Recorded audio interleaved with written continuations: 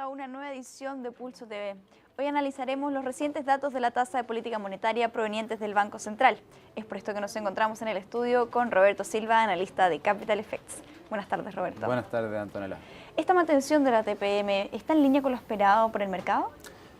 Sí, yo creo que sobre todo el último periodo antes de la reunión ya de alguna manera se empezó a poner un poco de paño frío y en general las especulaciones apuntaban a una mantención. Si bien recordamos probablemente hace 2 o 3 semanas atrás ya habían especulaciones de que algunos pensaban que podía ser el recorte en esta misma reunión.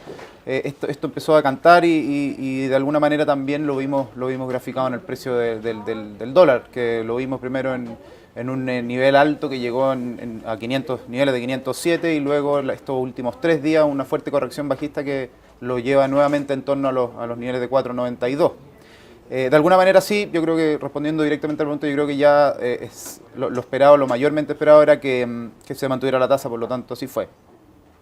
¿Podríamos esperar un recorte? Hay muchas especulaciones que estiman 25 puntos bases al menos para julio o agosto quizás. Sí, yo creo que sin duda que, yo hoy día estoy, y como ya lo hemos conversado anteriormente, yo creo que los factores hoy día son internos y también externos. Y por el lado para partir por lo afuera, el factor externo que no es menor tiene que ver con lo que está sucediendo en China y los consistentes muestras por parte de la segunda mayor economía del mundo, en donde nos ha mostrado que efectivamente hay una desaceleración. Eso obviamente va a tener, y yo me atrevería a decir que ya está teniendo un efecto sobre países emergentes, lo hemos visto en el precio de los commodities y especialmente en el caso nuestro en el precio del cobre. Por lo tanto, yo sí creo que el efecto que va a tener China y su desaceleración sobre nuestra economía va a obligar de alguna manera a las autoridades a tomar decisiones en cuanto a cómo estimular y tratar de mantener un crecimiento. Y desde la perspectiva interna, si bien ayer el Banco Central en su comunicado reconoce un menor dinamismo, sí es importante que tengamos claro que también todavía hay varias cosas positivas. Estamos en un pleno empleo, tenemos también un nivel de consumo que tampoco se ha visto muy afectado, lo que sí reconoce un sesgo bajista en relación a la inversión. Por lo tanto, también creo que hay factores que apoyan y que de alguna manera van a dar la razón como para poder ver un posible recorte. Como última cosa para agregar a esa pregunta, las condiciones que tiene hoy día el Banco Central son de alguna manera se dan para un recorte porque no hay presión inflacionaria. Recordemos que el principal objetivo de la autoridad monetaria es mantener la estabilidad de precios y eso de alguna manera le juega a favor porque sí le permite pensar en un recorte como medida de estímulo. Siguiendo en línea un poco con tu respuesta, ¿qué efectos podría traer entonces esta noticia para sobre todo el tipo de cambio y el mercado local? En general el efecto hoy día no vimos mucho efecto, si bien algunos esperaban que con la decisión de mantener podríamos haber visto una mayor corrección bajista en el tipo de cambio, no fue. Yo creo que el efecto o el hecho de que no se recortó la tasa en la política monetaria ayer se descontó momentos anteriores a la reunión misma, es decir, lo vimos entre lunes y miércoles con una fuerte caída. Por lo tanto, yo hoy día creo que los efectos no son muchos y de hecho a mí me parece que la señal que da el Banco Central con la mantención de la tasa tiene que ver también con, de alguna manera, poner un poco de paño frío y salir a calmar de alguna manera a tanto inversionistas locales como extranjeros. Por lo tanto, a mí me parece que por ahora no debería haber un efecto muy directo. El peso chileno en general también, acá vimos una mayor apreciación, pero porque está en línea también con lo que ha sucedido en los mercados internacionales. Vimos también una apreciación de monedas como el sol peruano, también vimos el real brasilero y una mayor debilidad que tiene que ver del dólar americano, que tiene que ver porque todavía hay incertidumbre en relación a lo que sucederá con los programas de estímulos de la FED. Excelente, Roberto. Y siguiendo en la línea con la Bolsa de Santiago, terminamos una semana donde el IPSA tuvo más bien resultados negativos que positivos, por más que hayan algunas leves variaciones, pero rompió la barrera de los 4.000 puntos. Sí, claro. ¿Qué podemos esperar para esto? Bueno, yo creo que también, al igual que yo siempre pienso que los efectos no son únicos. En general, hoy día lo que está pasando en Chile es que hay un factor interno que tiene que ver con la incertidumbre que genera las elecciones presidenciales que se nos vienen a fin de año, porque en el fondo si uno ve también las propuestas de algunos candidatos y también se ve el nivel de debate, uno se puede dar cuenta que hay cosas que llaman la atención. Por ejemplo, que se esté hablando de una asamblea constituyente, que se esté hablando de una AFP estatal, incluso también que se esté hablando de gratuidad en la educación absoluta. Son cosas que generan incertidumbre y que de alguna manera también agarran un poco de pánico al inversionista porque no saben en qué puede terminar, digamos. Entonces, mucho proyecto que quizás hoy día se ve bueno o viable, quizás el inversionista hoy día dice, ¿saben qué? Esperemos un poco, veamos qué sucede con las elecciones y en relación al candidato que finalmente sea elegido por el país, vamos a tomar la decisión de si seguimos adelante con mayor inversión o menor inversión.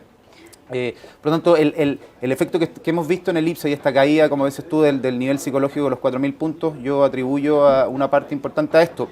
Por otro lado, también el efecto de China sobre la región, sobre países emergentes, también tiene un efecto en nuestra bolsa local, porque recordemos que el IPSA hoy día está compuesto por varias acciones, pero dentro de estas varias hay algunas que ponderan más, por ejemplo Cencosud, por ejemplo LAN, que son empresas que hoy día tienen actividad en el resto de Sudamérica, por lo tanto cualquier externalidad que pueda afectar a la región sí tiene impacto directamente en el IPSA y lo hemos visto también en el precio de acciones como Cencosud y LAN, que hoy día están bastante castigadas.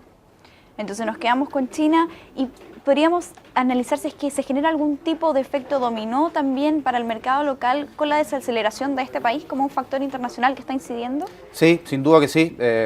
Yo creo que hoy día, lamentablemente, nuestro país todavía es un país que depende en gran medida de un sector, lo que obviamente se traduce en que estamos expuestos a un nivel no menor de riesgo. Por lo tanto, pensar en una mayor desaceleración de China también nos genera un poco de expectativa negativa en torno a lo que pueda suceder tanto en la región como en nuestro país.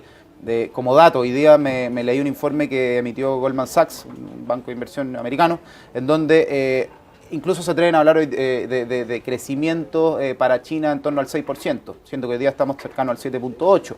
Por lo tanto, si nosotros pensamos en un crecimiento de China, en un menor crecimiento de China de cerca de 1.8, 1.5% menos, uno podría sacar conclusiones y lamentablemente las conclusiones son un poco pesimistas.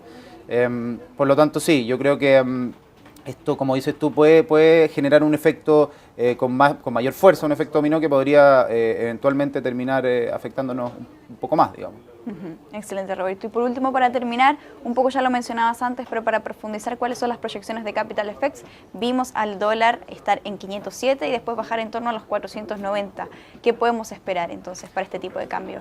Bueno, yo no descarto más volatilidad, yo creo que vamos a ver un poco más de volatilidad, sobre todo si consideramos que hemos visto al dólar moverse en un rango importante, o sea, lo vimos en máximos, como decíamos, de 507, hoy día lo estamos viendo en niveles de 492, y en general yo creo que lo que va a marcar la pauta, digamos, del tipo de cambio acá tiene que ver un poco con lo que está pasando con el dólar a nivel mundial. O sea, hasta que todavía no tengamos claridad qué va a decidir Estados Unidos en relación a su programa de estímulos monetarios y por lo tanto lo que va también a deparar un poco el futuro a nivel mundial del dólar, yo me atrevería a decir que va a haber volatilidad.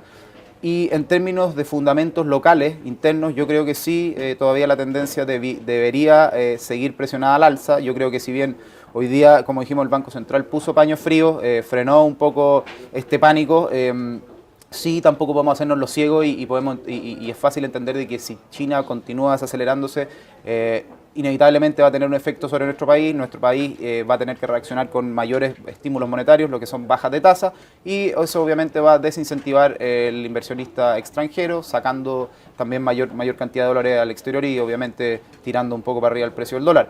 En general, yo creo que la tendencia hoy día, vimos una corrección, que estamos hablando de los 4.92, pero me parece que el rango, y sin descartar que podría incluso llegar un poco más abajo a niveles de 4.85, pero me parece que 4.85 es un importante piso y no descarto yo mayores alzas como lo habíamos comunicado anteriormente. Es decir, podemos pensar todavía de aquí a fin de año a un dólar que se pueda mover entre 510 y 520 pesos.